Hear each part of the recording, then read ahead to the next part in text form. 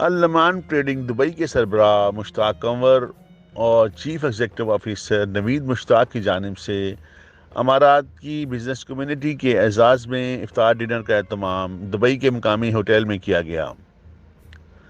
اس موقع پر وطن عزیز اور یو اے کی سالمیت، ترقی و خوشحالی کی خصوصی دعائیں کی گئیں۔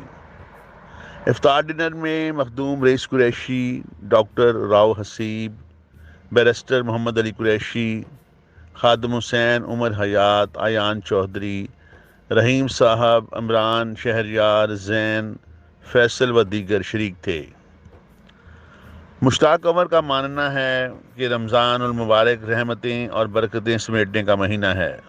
وطن سے دور مل کر افطاری کرنے کا ایک الگ ہی لطف ہے۔ سب دوست جو تھے وہ آئے، انہوں نے اپنا قیمتی وقت نکالا۔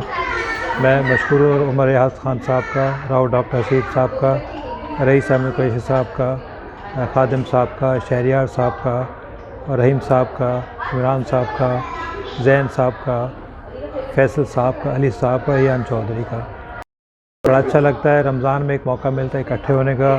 اب اس طرح 2-3 سال بعد یہ موقع ملا، ہمیں بڑی خوشی ہے سب سے مل کر۔ بہت کرنا چاہیے، جس ملک میں رہتے اس قانون کا احترام کرنا چاہیے۔